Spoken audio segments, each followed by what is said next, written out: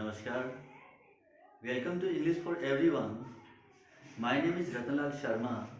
Today I am going to teach you past indefinite tense, which is very important part for new beginners. Let's get started.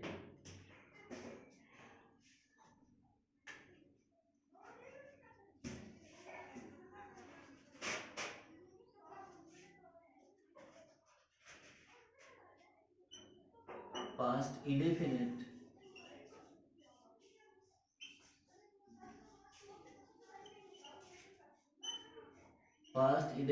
tense.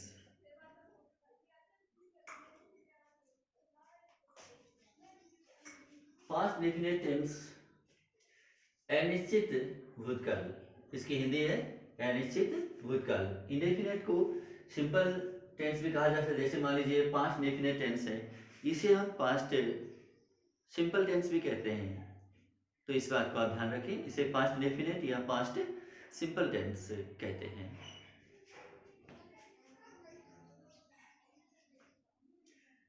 इसकी जो पहचान है कुछ इस तरह से है। जैसे मान लीजिए हिंदी की जो पहचान है, तो इसकी पहचान हिंदी की ये रहती है। पहचान हिंदी में जो है इसकी पहचान है वो इसलिए ज़रूरी है कि उसकी हमें हिंदी में पहचान इसलिए ज़रूरी है कि उसकी हमें अंग्रेजी बनानी होती है।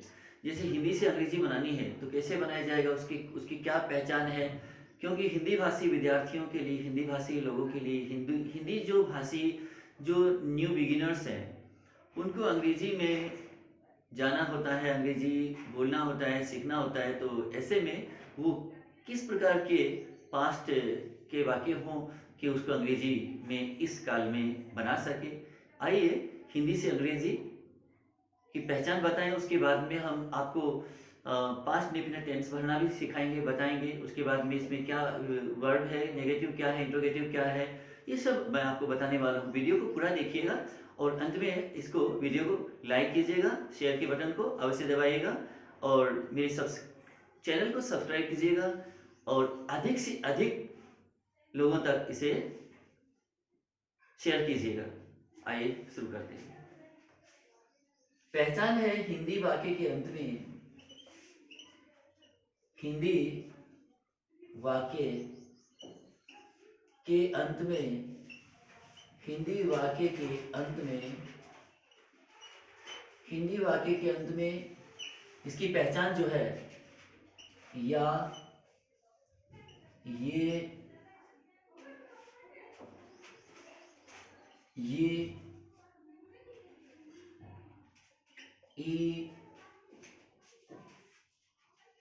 आ, ए,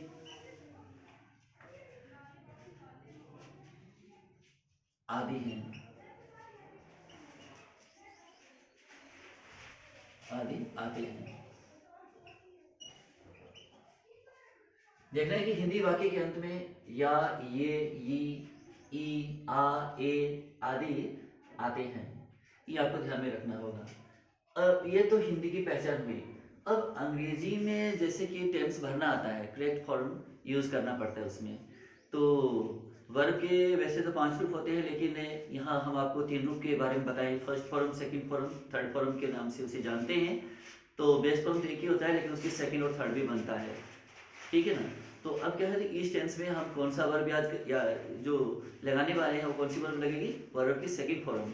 और सेकंड फॉर्म की सहायक क्रिया होती है डिड, ये आपको ध्यान में रखना होगा। जब नेगेटिव करेंगे तो हमें डिड नॉट करना होगा। प्रश्नवाचक करेंगे तो डिड को सब्जेक्ट से पहले लगाना होगा और वाक्य के अंत में प्रश्नवाचक चिन्ह लगाना होगा। आइए आगे और शुरू करता हूँ। इसकी जो पहचान है, एडवर्बियल जो इसमें है, एडवर्बियल,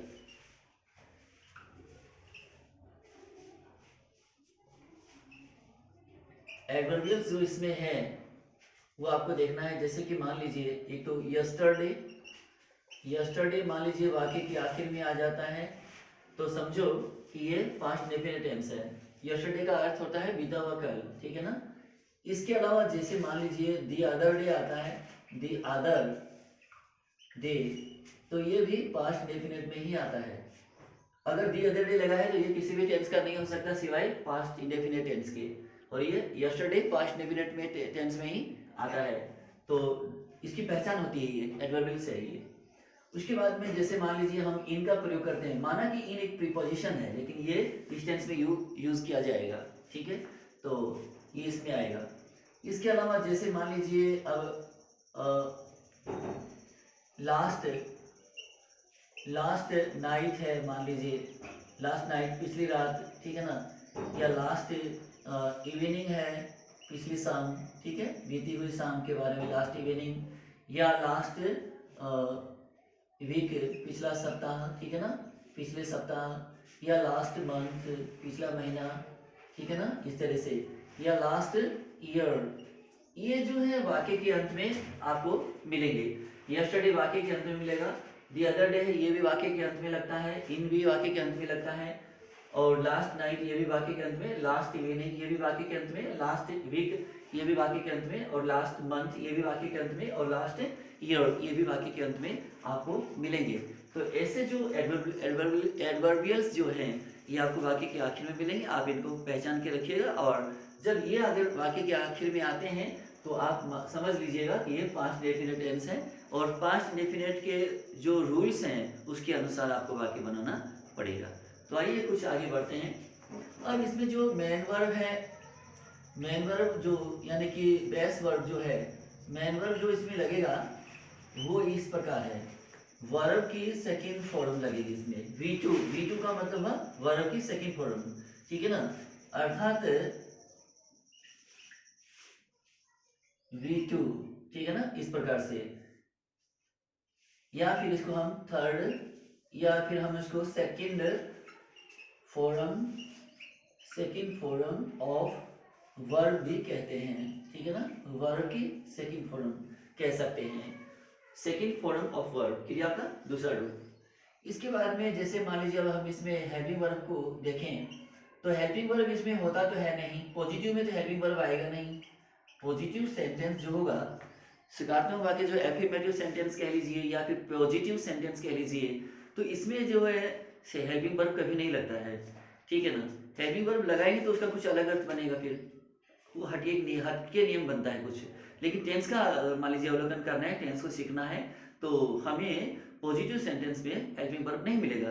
तो फिर क्या होगा कि पहचान कैसे होगी, वर्ब की फॉर्म देखिएगा, यानी वर्ब की फॉर्म को देख करके हम हेल्पिंग वर्ब निर्धारित करते हैं।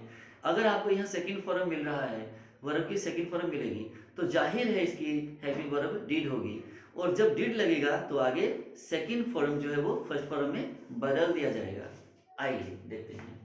तो हेल्पिंग वर्ब इसकी क्या रही है, डिड, ये डिड इसकी हेल्पिंग वर्ब है। अब क्या है कि नेगेटिव जब हम वाक्य को बनाएंगे, तो नेगेटिव मीन्स क्या होता है, नकारात्मक।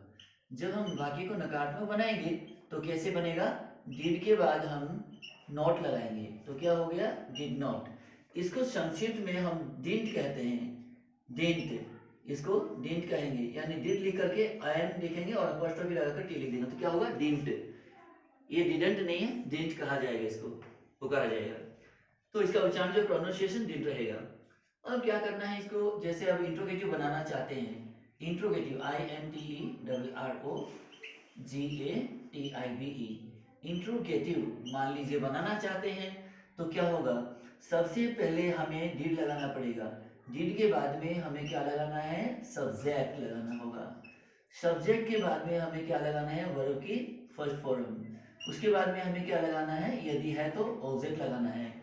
ऑब्जेक्ट है, और ऑब्जेक्ट है तो हमें कोई एडवर्ब लगाना है, एडवर्बियल्स लगाना है, तो यहाँ आ जाएगा एडवर्बियल्स, ठीक है ना, एडवर्बियल्स आ जाएगा इसमें।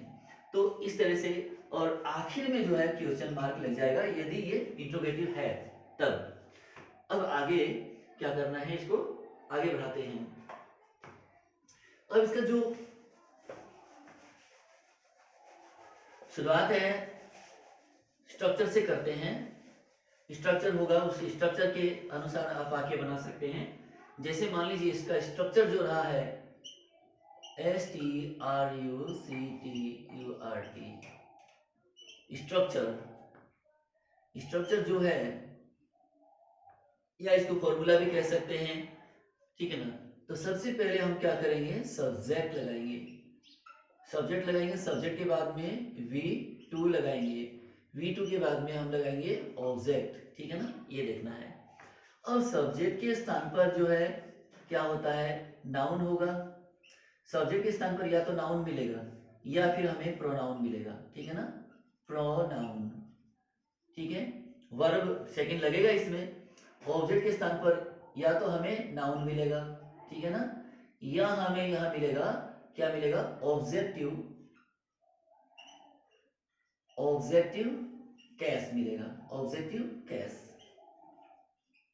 ऑब्जेक्टिव केस अर्थात मान लीजिए जैसे आई है तो उसका मी मिल जाएगा, जैसे वी है तो उसका अस मिल जाएगा, यू है तो यू ही मिल जाएगा, ही है तो हिम मिल जाएगा, सी है तो हर मिल जाएगा, दे है तो देम मिल जाएगा, इट है तो इट मिल जाएगा, और कोई नाउन है तो वही नाउन मिल जाएगा। तो इस तरह से, तो ये इसका फॉर्मूला है। इसके बाद में आगे हम इसको बढ़ा रहे हैं, देखिए आगे क्या है कि इसको जैसे मान लीजिए अगर हम इस स्ट्रक्चर पर हम वाक्य बनाएं, तो पहला वाक्य आज का देख लीजिए। जैसे अगर पहला वाक्य बनाएं कि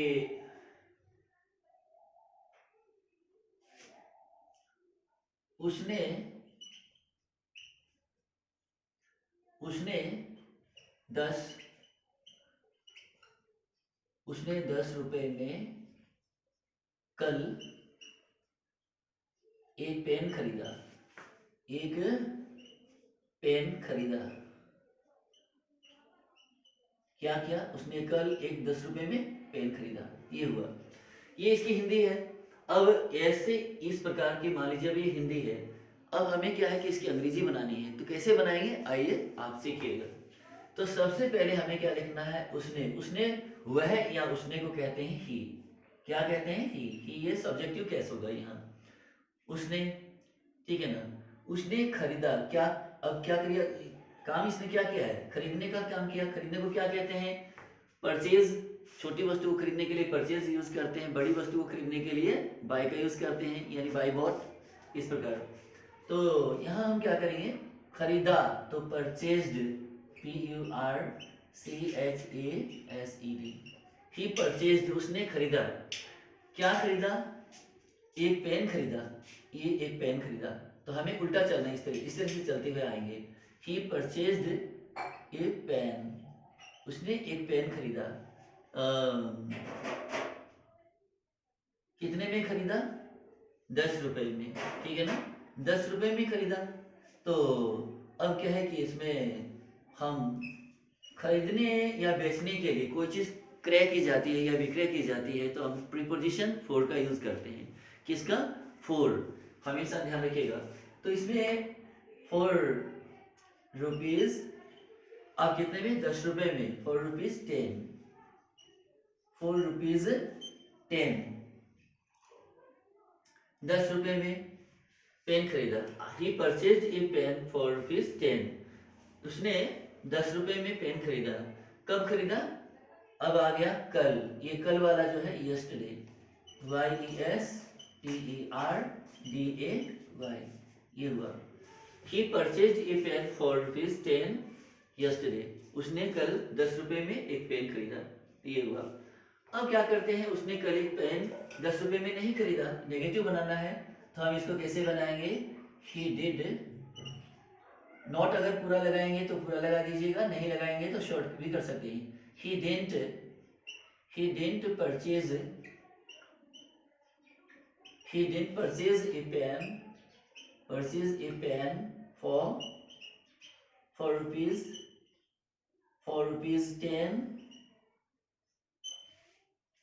10 yesterday, उसने कल 10 रुपए में पेन नहीं खरीदा। ये तो ये वाक्य क्या हुआ, नेगेटिव बन गया। ये नेगेटिव है, ऊपर वाला ये वाक्य जो है पहला सेंटेंस, ये क्या है, ये पॉजिटिव है अर्थात एफर्मेटिव सेंटेंस है, और ये नेगेटिव है। अब हमें इंट्रोगेटिव बनाना है। एक वाक्य के हमें 3 वाक्य बनाने हैं, 4 भी बना सकते हैं, तो एक और बना लीजिए क्वेश्चन में, इंट्रोगेटिव में बनाना है। तो क्या करेंगे, डिड को पहले लगाएंगे, डिड ही परचेज, क्या उसने खरीदा, Did he purchase a pen? Did he purchase a pen for rupees for rupees for rupees 10 for rupees 10 yesterday? 10 yesterday. क्या उसने कल 10 रुपए में पेन खरीदा? ये हुआ। अब हमें एक सेंटेंस और बनाना है, वो क्या हुआ? इंट्रोनेगेटिव होगा। ये इंट्रोगेटिव हुआ और हमें एक वाक्य और बनाना है, वो होगा इंट्रोनेगेटिव। नकारात्मक होने के साथ साथ वो प्रश्नवाचक भी होगा, इंट्रोगेटिव एंड नेगेटिव, अर्थात उसको हम शॉर्ट में कहेंगे इंट्रोनेगेटिव। आइए उसको बनाते हैं। तो क्या करेंगे? सबसे पहले लिखेंगे डिड ही, या डिड ही भी कर सकते हैं। डिड ही नॉट, नॉट बीच में लगा, अंदर वाले हिस्से में लगाएंगे तो पूरा लगाएंगे। Did he not purchase, did he not purchase a pen, purchase a pen for, purchase a pen for rupees 10 yesterday, yesterday question mark लगाइएगा अंत में, क्योंकि ये इंट्रोनेगेटिव था। तो did he not purchase a pen for rupees 10 yesterday? क्या उसने कल 10 रुपए में पेन नहीं खरीदा? तो ये हुआ। तो एक सेंटेंस से हमें कितने सेंटेंस बनाने पड़े? 4। तो अगर मान लीजिए आप एक सेंटेंस है पॉजिटिव, दूसरा नेगेटिव, तीसरा इंट्रोगेटिव, चौथा इंट्रोनेगेटिव, यदि आप इस प्रकार से एक सेंटेंस के 4 सेंटेंस बनाना सीख लेते हैं, समझना है, रटना नहीं है, तो अगर आप 4 सेंटेंस बनाना सीख लेते हैं तो किसी भी प्रकार के एग्जाम में आप जहां तक टेंस के भरने का सवाल है, या मान लीजिए हिंदी से अंग्रेजी बनाने का जो सवाल है, ये हमेशा के लिए समाप्त हो सकता है, हमेशा के लिए। या ये बहुत सारे आपको इस पर काम करना पड़ता है। आप इस पर कम से कम 15-20 बार इस पर अभ्यास करेंगे तो ये स्वतः ही आपके दिमाग में समझ में आ जाएगा। क्योंकि कोई चीज़ लिखने से पक्की हो जाती है और बोल बोल के पढ़ने से वो चीज़ ज़्यादा याद रहती है, और लिख कर के अगर आप करते हैं तैयारी तो ये चीज़ आपको आपकी आंखों से आप देखोगे कि आप मैंने ये लिखा है, आंखों से देखा जाएगा और वो चीज़ें दिमाग तक पहुंचती है, यानी दिमाग के स्क्रीन पर आ जाती है कोई चीज़ लिखने से। और दिमाग पर आई हुई चीज़, स्क्रीन पर आई हुई चीज़ कभी मिटती नहीं है, याद रहती है वो। आइए आगे बनाते हैं। अगला जो सेंटेंस है वो हम बनाएंगे, तो उसे भी आप पूरा ध्यान से समझिएगा कि कैसे बनता है सेंटेंस। जैसे मान लीजिए अगर हम लिखते हैं दूसरा सेंटेंस, छोटा सा वाक्य अगर मान लीजिए हम आपको सिखाएं, जैसे वह हंसा या मैं हंसा मान लीजिए, तो अगर लिखना है मैं हंसा, मैं हंसा, यानी मैं हंसा, ये लिखना है। छोटा सा ही वाक्य है, मैं हंसा। तो मैं को क्या कहते हैं? आई। और हंसा यानी हंसने को क्या कहेंगे? लाफ। और सेकंड वर्ब इसका क्या हुआ? लाफ्ड। आई लाफ्ड, LAUGHED, मैं आई लाफ्ड, मैं हंसा, इतना बना। अब इसमें क्या है? वर्ब, और इसमें सब्जेक्ट और वर्ब दो ही चीज है। हम तीसरा जो है ऑब्जेक्ट इसमें नहीं दिखाए हैं। अब मैं हंसा, अब इसका नेगेटिव बनाना है क्या? मैं नहीं हंसा, ये बनाना है। तो आई डिडंट लाफ, मैं नहीं हंसा, ये हुआ। क्या मैं हंसा? तो did I laugh, did I laugh, क्या मैं हंसा? और अंत में चौथा सेंटेंस बनाना है इंट्रोनेगेटिव, तो क्या होगा? क्या मैं नहीं हंसा? तो डिड आई नॉट लाफ, क्या मैं नहीं हंसा? तो ये हुआ। तो इस तरह से क्या है कि छोटे, ये बहुत ही छोटा सेंटेंस है, यहाँ से भी आप शुरू कर सकते हैं, बहुत ही छोटा सा वाक्य है ये। इस तरह से आप छोटे छोटे वाक्य बनाएंगे तो आप बड़े बड़े भी बनाने लग जाएंगे। या अर्थात मेरे कहने का तात्पर्य ये है कि जो चलना सीख जाता है तो दौड़ना तो स्वतः ही सीख सकता है वो। तो चलना सीखिए, दौड़ना अपने आप आ जाएगा। छोटे छोटे वाक्य बनाइए, बड़े वाक्य आप खुद ही बनाने लग जाओगे। जब छोटे आएंगे तो बड़े भी आएंगे। देखिए जैसे अगला है, जैसे मान लीजिए हम तीसरा बना रहे हैं सेंटेंस। जैसे अब लिखना है कि वह घर गया, वह घर गया। तो या वाला ये पहचान आप देख सकते हैं, मैंने जो पहचान बताई हिंदी में, तो या को देख करके आप लिख सकते हैं ये पास्ट इंडेफिनिट है। तो इसमें क्या होगा कि वह घर गया, तो वह को कहते हैं कि अब क्या काम हुआ है? गया, यानी जाने का काम हुआ, तो जाने को क्या कहते हैं? गो। अब इसके बाद में हम गो का सेकंड वर्ड क्या लगाएंगे? Went. He went, he went, वह गया। कहाँ गया? घर गया। तो घर गया तो सीधा होम लगा सकते हो, यहाँ टू नहीं लिखना है क्योंकि होम के आगे टू नहीं लगता। टू कब लगता है? अगर मान लीजिए टू ही लगाने का शौक है तो इसको इस तरह से भी लिख सकते हैं, he went to his home, he went to his home. अब ये सही है। अगर आप हिज लगा रहे हैं, जैसे मान लीजिए हिज लगा रहे हैं, तब आगे यहाँ हिज होम कर रहे हैं, होम के पहले आप हिज लगा रहे हो, यानी ही के अकॉर्डिंग हिज तो लगना ही है। हिज लगा रहे हो, वह अपने ही घर गया ना, वो अपने खुद के घर गया है, तो he went to his house, वह अपने घर गया। तो हिज लगा है ना, होम के आगे हिज लगा है, तब आप टू लिख सकते हैं। हिज अगर नहीं लगाना चाहते हैं तो फिर होम के आगे टू नहीं लगेगा, ये आपको ध्यान में रखना होगा। लगता क्यों है, क्यों नहीं लगता है, आप समझ पाए हो? यहाँ हिज नहीं है तो सीधा होम लगा, टू नहीं लगा। वह चाहे वेंट हो, वेंट होगा तो भी टू नहीं लगेगा। तो अब इसमें वेंट के आगे टू, टू तब लगा है जब होम के आगे हिज लगा है, तभी। आइए आगे बनाते हैं। ही वेंट होम, वह घर गया। वह घर नहीं गया तो क्या लिखेंगे? ही डिडंट गो होम, वह घर नहीं गया। ठीक है, वह घर नहीं गया। क्या वह घर गया? तो क्या लिखेंगे? डिड ही गो होम, क्या वह घर गया? ये हुआ क्या वह घर गया, और इसमें क्वेश्चन मार्क लगेंगे। क्या वह घर नहीं गया, तो फिर क्या होगा इसका? Did he not go home, क्या वह घर नहीं गया, और अंत में क्वेश्चन मार्क। तो इस तरह से हम क्या करते हैं, एक वाक्य के, एक सेंटेंस के 4 सेंटेंस बना लेते हैं। आइए अगला लिखते हैं वाक्य। बहुत ही आसान है, आप सीखिएगा। और अधिकतर जो है बीती हुई घटनाओं को हम इस टेंस के यूज से लिख सकते हैं। हम बीती हुई घटना को या तो हम पास्ट डेफिनेट टेंस का यूज करते हैं उसमें, या हम पास्ट कंटिन्यूस का यूज करते हैं, और कभी कभी हम पास्ट परफेक्ट को भी यूज कर लेते हैं। तो इन 3 टेंसों के हम प्रयोग से पास्ट टेंस में जो भी कार्य हमने किए हैं या कोई भी बीती हुई घटना है उसको हम इन टेंसों का यूज करते हुए लिख सकते हैं। और अगर हमें प्रेजेंट में लिखना है तो प्रेजेंट वाला टेंस यूज करना पड़ेगा, ठीक है ना? तो प्रेजेंट वाले टेंस यूज करनी पड़ेगी जब वो प्रेजेंट का होगा, ठीक है? आगे अगला जो सेंटेंस है, जैसे मान लीजिए अगर हम लिखते हैं कि,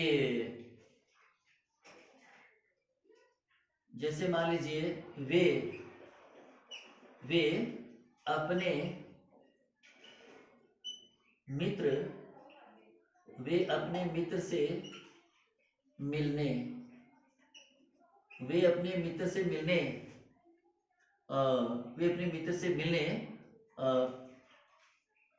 लिख रहे हैं। जैसे भादरा गए, कहाँ गए? भादरा गए। वे अपने मित्र से मिलने भादरा गए। अब ये वाक्य थोड़ा सा बड़ा है, तो इसको कैसे लिखा जाएगा? सबसे पहले हम क्या लिखेंगे? दे। अब क्या करेंगे? वे गए तो दे वेंट, या हम यहाँ चलिए आप वेंट कर दीजिए, या आप यहाँ विजिट भी कर सकते हैं, ठीक है ना? अब अगर मान लीजिए हम विजिट कर रहे हैं, VISIT, वे गए तो फिर क्या करेंगे? दे विजिटेड, वे गए, कहाँ गए? भादरा गए, दे विजिटेड भादरा। विजिट या विजिटेड एक ऐसी क्रिया है जिसके आगे कभी टू नहीं लगता है। इसके बाद में ऑब्जेक्ट लगा देते हैं, अर्थात ऑब्जेक्ट नहीं है तो स्थान का जो नाम लिखा जाएगा, जो एडवर्ब ऑफ प्लेस है, उसको सीधा लिखा जाएगा, वहां टू नहीं लगेगा। तो they visited Bhadra to see dear friend, FRIEND, to see dear friend.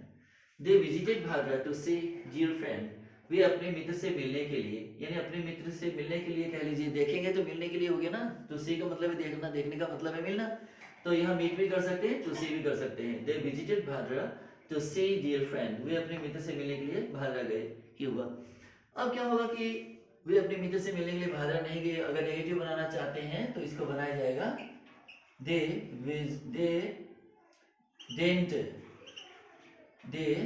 Dent visit didn't visit Bhadra, they didn't visit Bhadra to see their friend, to see their friend.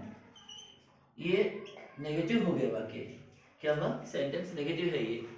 अब हमें इसका बनाना है इंट्रोगेटिव, तो कैसे बनाएंगे, तो हमें डिड लगाना होगा क्योंकि डिड इसकी हेल्पिंग वर्ब रही है। तो did they visit Bhadra, did they visit Bhadra to see their friend, क्या वे अपने मित्र से मिलने के लिए भाद्रा गए, ये हुआ। अब हमें वन सेंटेंस इज मोर, वो भी इंटरनेगेटिव, तो क्या लिखेंगे उसको, डिड, अब इसमें did they not visit, did they not visit Bhadra, did they not visit Bhadra to see dear friend, to see dear friend, तो ये हो गया इंटो नेगेटिव।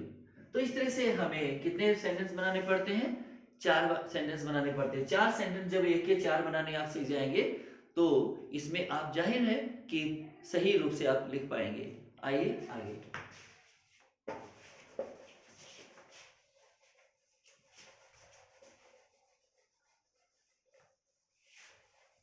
जैसे मान लीजिए अब लिखना पड़े कि वह 10 दिन,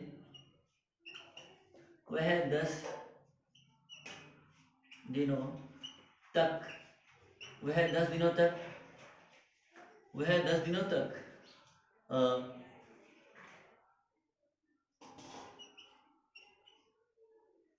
वह 10 दिनों तक दिल्ली में रही, ये लिखना है, रही, ठीक है ना। अब ई आगे, इसकी ध्वनि क्या रही, ई, रही, ई। आइए आगे, तो क्या लिखेंगे इसका, शी। अब रही के लिए she stayed, STAYED, she stayed, वह रही, कहाँ रही, stayed in Delhi, stayed, she stayed in Delhi,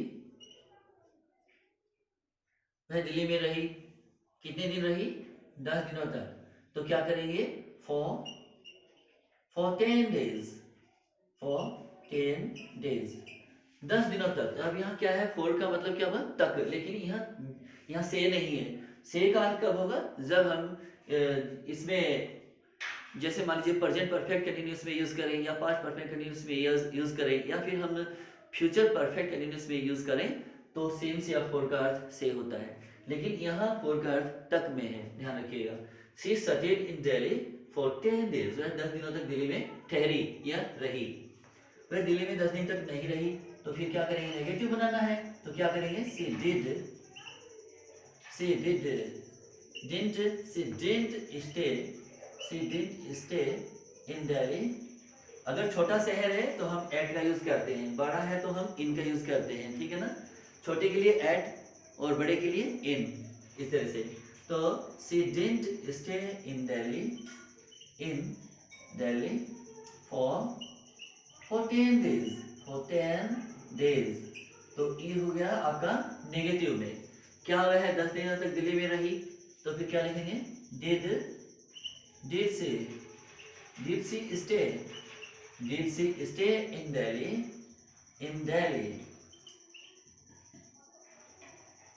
for 10 days, क्या वह 10 दिनों तक दिल्ली में रही, तो अंत में क्वेश्चन मार्क लगा देंगे इसमें। क्या वह 10 दिनों तक दिल्ली में रही, ये हुआ। क्या वह 10 दिनों तक दिल्ली में नहीं रही, तो फिर क्या करेंगे, did she not stay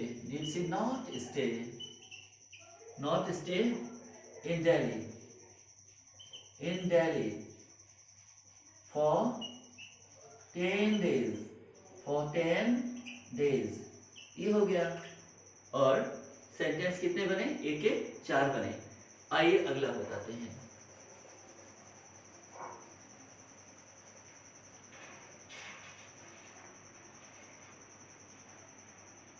अब जैसे मान लीजिए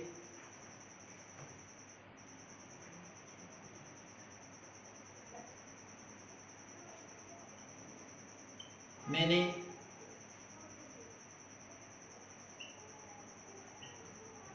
भोजन पकाया। छोटा सा ही वाक्य है, तो ऐसे छोटे छोटे वाक्य जब आप बनाना सीखेंगे तो बड़े बड़े बनाने लग जाएंगे। मैंने को कहते हैं आई। आई का मतलब मैं या मैंने, ठीक है ना। आई, अब मैंने काम क्या किया? पकाया। तो क्या करेंगे? कुक्ड। कुक्ड मीन्स क्या होता है? पकाना, और कुक्ड मैंने पकाया। आई कुक्ड फूड, मैंने भोजन पकाया, ठीक है ना। आई कुक्ड फूड, मैंने भोजन पकाया। कब पकाया ये इसमें दिया हुआ नहीं है, तो इसमें बस इतना ही है कि मैंने भोजन पकाया। आई कुक्ड फूड, मैंने भोजन पकाया। मैंने भोजन नहीं पकाया, तो आई डिडंट कुक फूड, मैंने भोजन नहीं पकाया। ये नेगेटिव हुआ। इंट्रोगेटिव बनाना है तो क्या करेंगे? Did I cook food, did I cook food, क्या मैंने भोजन पकाया? क्या मैंने भोजन नहीं पकाया? तो did I not cook food, क्या मैंने भोजन नहीं पकाया? तो कितने हो गए? के 4 सेंटेंस। आइए अगला सीखिए।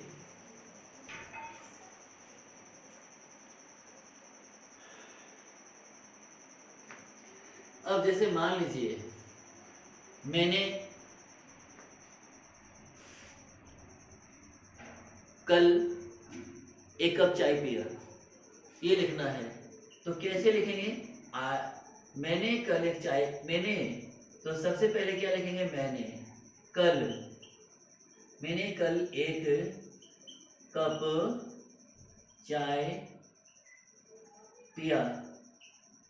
मैंने कल एक कप चाय पिया, ठीक है ना। पिया, अब देखना है क्या?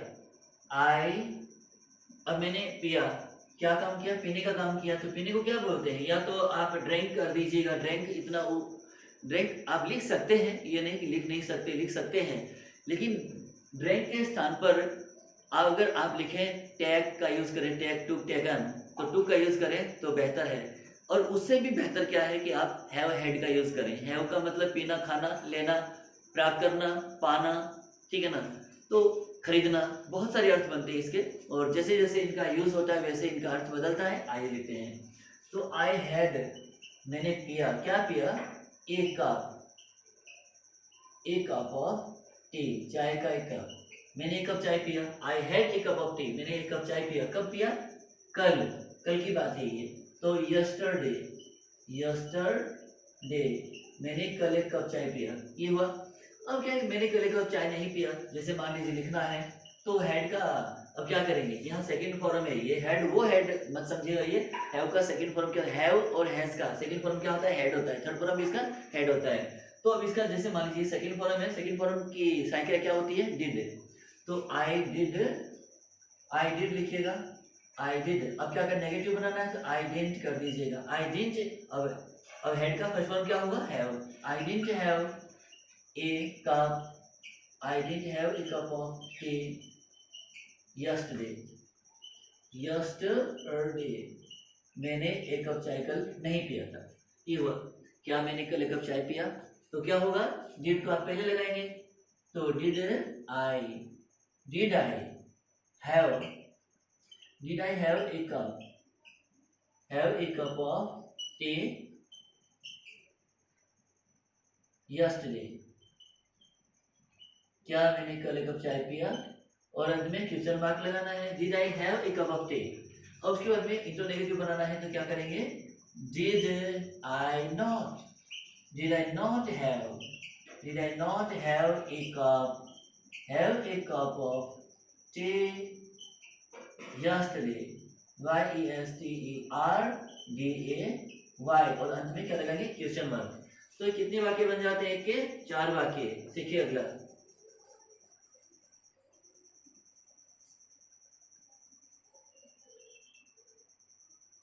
अब लिखिए अगला सेंटेंस समझ लीजिए। जैसे अब जैसे लिखना है कि कप टूट गया, तो जो चाय पिया था वो कप टूट गया मान लीजिए, लिखना है तो क्या करेंगे, कप टूट गया, ठीक है ना, टूट गया या टूटा, टूटा या टूट गया, ठीक है ना। और लिखना क्या है, कप। अब यहाँ क्या है कि जैसे मान लीजिए हम यहाँ कब कल शाम को, कल शाम को टूट गया, कब कल शाम को टूट गया।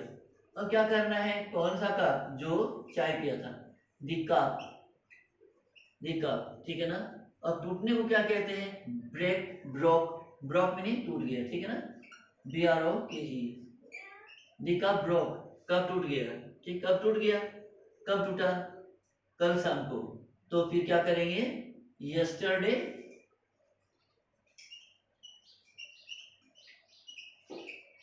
यस्टरडे इवनिंग,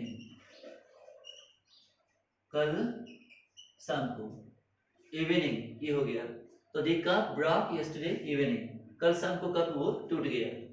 अब क्या करेंगे, अब कप अपने आप तो टूटा नहीं है, किसने तो उसको तोड़ा ही होगा ना, तो ये भी समझना है। तो अब क्या है कि कप कल शाम को नहीं टूटा, तो आप क्या करेंगे, the cup, the cup did not break, break meaning क्या होता है, जैसे मान लीजिए ब्रेक तोड़ना भी होता है और टूटना भी होता है, दोनों ही है इसमें, ठीक है ना, तोड़ना या टूटना दोनों अर्थ है इसमें।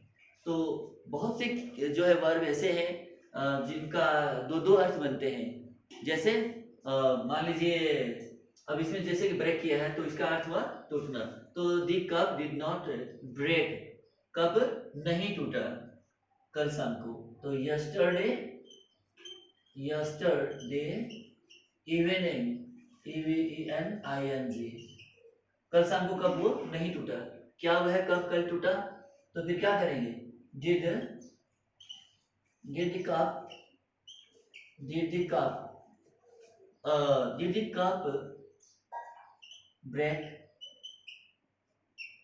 Break yesterday evening, yesterday evening, क्या कल शाम को कब टूटा, टूट गया। अब चौथा सेंटेंस है उसको हम बनाएंगे, did the cup, did the cup not break, not break, not break yesterday evening, yesterday evening, evening, तो ये कितने बन जाते हैं, 4 सेंटेंस बन जाते हैं। तो इसी तरह से हमें वाक्य को बनाना है, आगे चीजों को बढ़ाना है। अब जैसे मान लीजिए अगला हम लिख रहे हैं कि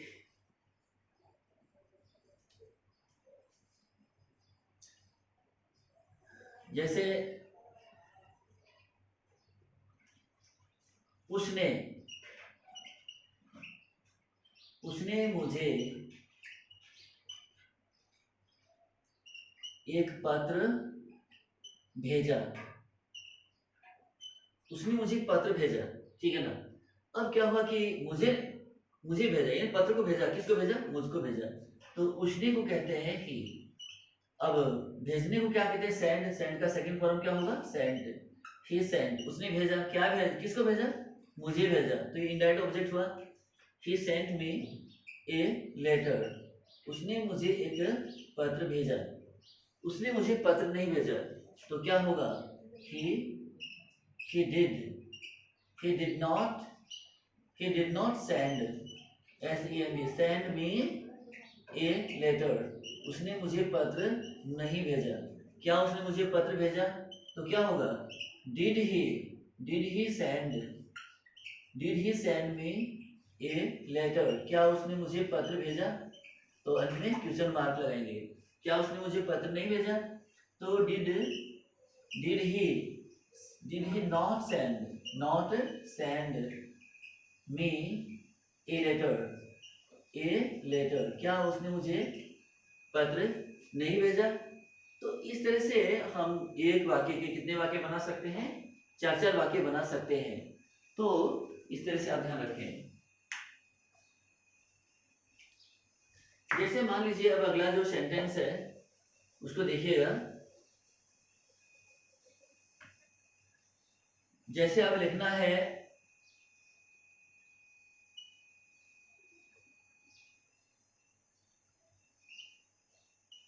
मैंने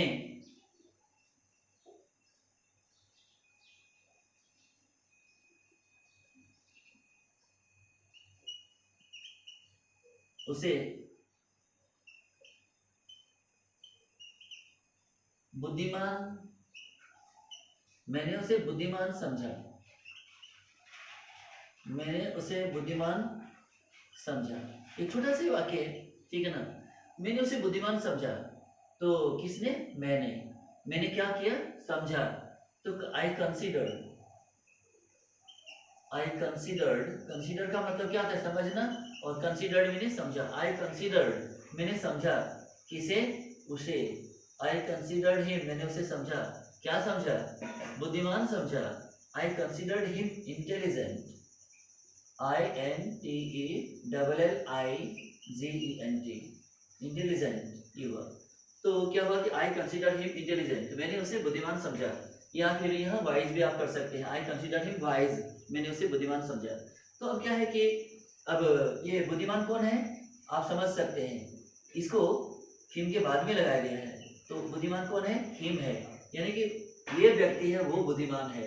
यानी कि जिसके बारे में कहा जाए ये उसके ही पास में लगेगा। तो इनका प्रयोग है वो बहुत ही निकटतम होता है, निकटतम प्रयोग है इनका। तो इनका जो प्लेसमेंट है वो बिल्कुल सही होना चाहिए, तभी आपका सही अर्थ बनेगा। तो आई कंसीडर्ड हिम इंटेलिजेंट। अब मैंने उसे बुद्धिमान नहीं समझा ऐसे लिखना है। तो आई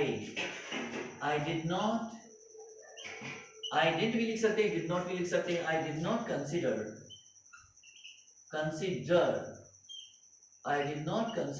him intelligent. INTELLIGENT। अब इंटेलिजेंट क्या है? इंटेलिजेंट एक ये एडजेक्टिव है। तो एडजेक्टिव का यूज हम नाउन के पहले भी कर सकते हैं और नाउन के बाद में भी कर सकते हैं, ठीक है ना। तो उसके बाद देखिएगा, क्योंकि कंप्लीमेंट है। किसका कंप्लीमेंट है? हिम का कंप्लीमेंट है इंटेलिजेंट, ये ध्यान रखना है। तो क्या अब क्या से अगर हम प्रश्नवाचक बनाए, क्या मैंने उसे बुद्धिमान समझा? तो did I consider him intelligent. INTELLIGENT। अब ये क्या है कि एडजेक्टिव है, इसलिए यहाँ न तो ए लगेगा न एन लगेगा और न ही डी लगेगा, क्योंकि ये नाउन नहीं है, विशेषण है। विशेषण के आगे कभी उसको न कभी गिना जा सकता है, ये भी ध्यान रखना है। तो विशेषण को गिना नहीं जा सकता तो ए एन तो लगने का सवाल ही नहीं है। और नाउन भी नहीं है तो इसके आगे डी लगे, नाउन भी नहीं है। तो इंटेलिजेंट ये क्या है? विशेषण है। क्या मैंने उसे बुद्धिमान नहीं समझा? तो did I not consider him intelligent? INTELLIGENT। Did I not consider him intelligent? तो ये आपका एक सेंटेंस से हमने कितने सीखे? 4। देखिए अगला सेंटेंस। जैसे मान लीजिए लिखे अब आगे कि हमने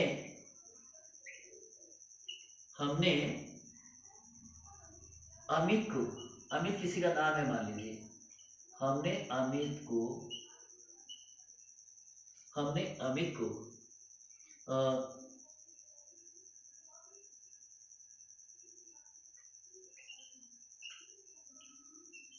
पहरेदार नियुक्त किया। हमने अमित को पहरेदार नियुक्त किया। तो ये एक सेंटेंस है। तो हमने को क्या कहते हैं? वी। वी कहते हैं हम या हमने, नियुक्त किया अपॉइंटेड, APPOINTED, वी अपॉइंटेड, हमने नियुक्त किया किसको, अमित को। तो यहाँ लिखे वी अपॉइंटेड अमित, अमित को नियुक्त किया। क्या नियुक्त किया, पहरेदार, ठीक है ना। तो अब यहाँ क्या करेंगे, ए वॉचमैन, ए वॉचमैन। अब देखना ये है कि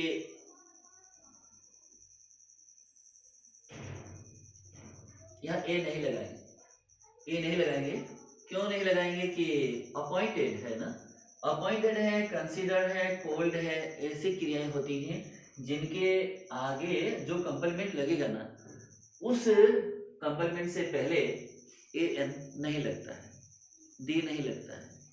तो इसमें हम क्या करेंगे, वी अपॉइंटेड अमित वॉचमैन। तो इसमें ए वॉचमैन नहीं करना है, क्योंकि ये क्रिया जब लगेगी तो ए या एन या डी का यूज नहीं होगा।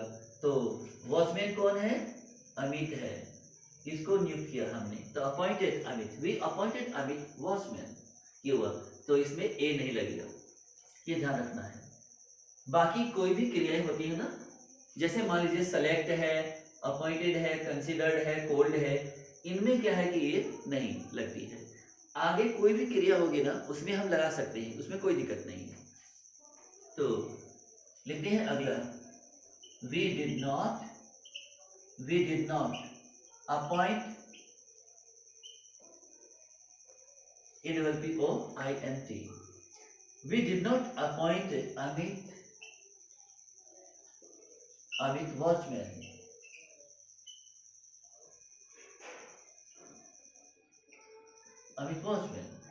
हमने अमित को वॉचमैन अर्थात पहरेदार नियुक्त नहीं किया। क्या हमने अमित को पहरेदार नियुक्त किया? तो अब ये भी नाउन है और ये भी नाउन है, ये प्रॉपर नाउन है और ये आपका कॉमन नाउन है। तो अब ये कॉम्प्लीमेंट है, ये भी आपको ध्यान रखना है। तो भी जो हमें इसका क्वेश्चन इंट्रोगेटिव बनाना है, तो did we appoint Amit watchman,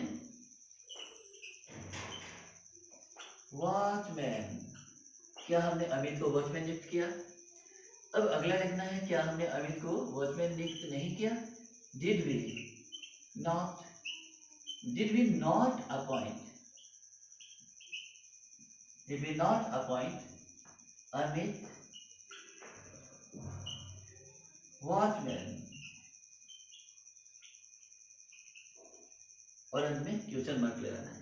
तो इस तरह से हम एक वाक्य के कई वाक्य बना सकते हैं। तो आज के लिए बस इतना ही। हमारे आज का सेंटेंस, विभिन्न प्रकार के सेंटेंस से भरा हुआ ये वीडियो आपको कैसा लगा? आप अधिक से अधिक लाइक कीजिएगा, शेयर कीजिएगा और चैनल को सब्सक्राइब अवश्य कर लीजिएगा और अधिक से अधिक मित्रों तक इसे शेयर कीजिएगा। Thank you so much for watching.